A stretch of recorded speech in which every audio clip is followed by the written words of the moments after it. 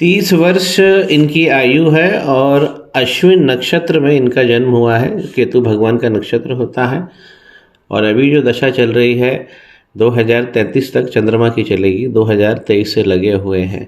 सबसे पहले हम देखें चंद्रमा, यहाँ पे हमें काम करना है क्योंकि चंद्रमा 8वें घर में पहुँच गए हैं। इस कुंडली में जहाँ जहाँ कमी दिख रही है वो हमें उपाय करना पड़ेगा।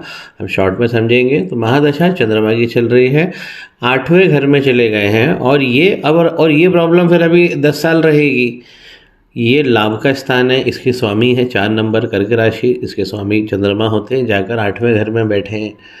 तो इसे हमें मैनेज करना पड़ेगा क्योंकि अभी इस प्रकार की अगर महादशा चलेगी तो हमारे जो लाभ है, लाभ यानी प्रॉफिटेबल इवेंट्स, तो ये आपको कमी देखने को मिलेगी और फिर ये लगातार बनी रहेगी 10 साल। इसलिए हमें यहाँ पे काम करना चाहिए।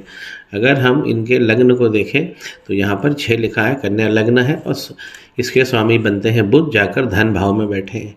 तो बुध बहुत अच्छे और शुक्र की राशि में बैठे हुए हैं, तो यहाँ पर दोनों की अच्छी मित्रता होती है। यहाँ पर भाव अच्छा देंगे, सिटिंग का भाव मिलेगा। 27 डिग्री पर बैठे हुए हैं, अंश बल बढ़ाना चाहिए। अंश बल कम है तो उसकी जो उपाय है वो रेमेडी करना चाहिए। वक्री भी बैठे हुए हैं, इस पर भी हमें काम कर लेना चाहिए। बुध आदित्य योग भी लगा है, सूर्य यहाँ पे नीच के हैं। तो एक प्लैनेट यहाँ पे सूर्य नीच के हैं, मंगल भी एक दोष बनाते हैं दूसरे घर में, 28 डिग्री के हैं, तो ये भी मृत प्राय हो गए हैं। तो इसलिए धन की प्रॉब्लम बार बार रहेगी।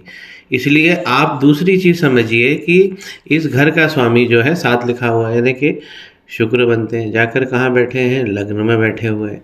6 नंबर कन्या राशि में ये नीच के हो जाते हैं, पहले भाव में बैठे हुए हैं।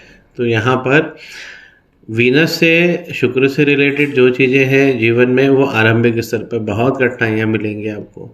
दुल्हन के साथ में भी आपको जो आप जब गृहस्थी चालू करेंगे आरंभिक प्रॉब्लम आएगी, बाद में वो ठीक हो जाएगी। शुक्रवार आपके लिए खास रहेगा। माता का जितना भी आराधन आप करेंगे आपके लिए लाभप्रद होगा और अच्छे मुकाम पर आपको लेके जाएंगे। बहुत अच्छे बैठे हैं, 23 डिग्री के, हाईएस्ट अच्छी डिग्री होती है 23। और शुक्र अगर यहाँ बैठेंगे तो चेहरा और आपका स्वभाव बहुत सुंदर और सुशील रखेंगे। दूसरा जो घर है ये हमारे धन का घर है। इसके स्वामी जब शुक्र इधर बैठते हैं तो ये गड़बड़ हो रहा है। लाभ का जो प्लेनेट है वो चंद्रमा, इन्हीं की दशा चल रही है। बस इसी पे हमें काम कर लेना है और इनका जो जैसा परिणाम ये चाहते हैं वो इन्हें मिलेगा। सूर्य इनके नीच के हैं, तो उसमें रविवार के दिन में अगर आदित्य हृदय स्तोत्रम का पाठ किया जाए तो बहुत अच्छा रहेगा। सूर्य जब नीच के हैं इस घर में, मंगल भी साथ में बैठे हैं। यहाँ पर जुपिटर जो धन के और विवाह के, संतान के कारक है, केवल 3 डिग्री पर बैठे हैं और अस्त भी हो गए हैं। तो इसलिए दूसरे घर में ये प्लैनेट्स की जो सिटिंग है इस पर मैं आपसे चर्चा करूंगा और इसका शुक्रवार को जो मैंने बोला है वो आप काम करिए। अब यदि हम सुख की बात करें तो ये 4था घर है, यहाँ पे हम सुख देखते हैं और जाकर कहाँ इसके स्वामी बैठे हैं, जुपिटर हुए, नीच के सूर्य में बैठ गए हैं, साथ में मंगल भी बैठे हैं यहाँ पर। तो यहाँ और जुपिटर वैसे ही कमज़ोर है, तो जुपिटर के बढ़ाने से सुख में वृद्धि हो जाएगी। जुपिटर के उपाय करने से राहु और शनि भगवान अगल बगल बैठे हैं, ये हमारा फैमिली का सुख का घर है, ये हमारी माता का घर है।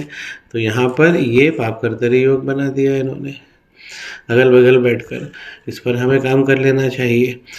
नवांश चार्ट जो है आपका बहुत अच्छा बैलेंस जा रहा है, ये भी वर्गोत्तम हो रहा है। पहले भाव में इधर है, पहले भाव में इधर है, राशि थोड़ा सा परिवर्तन हो गया है। तो राशि के परिवर्तन होने से आगे की लाइफ आपको बहुत अच्छी मिलेगी। जुपिटर मंगल की राशि में बहुत अच्छा भाव देते हैं, यहाँ से हम विवाह सुख देखते हैं। पराक्रम आपका अच्छा रहने वाला है। शनि कन्या राशि में बहुत अच्छा धन देंगे, क्योंकि जब शनि कन्या राशि में आते हैं तो आपको कला से परिपूर्ण कर देते हैं। तो ये भाव आपको बहुत अच्छा मिलना है। केतु भगवान यहाँ पर भी परीक्षा लेते हैं, लेकिन फिर कला से पूर्ण करते हैं ऐसे व्यक्ति को।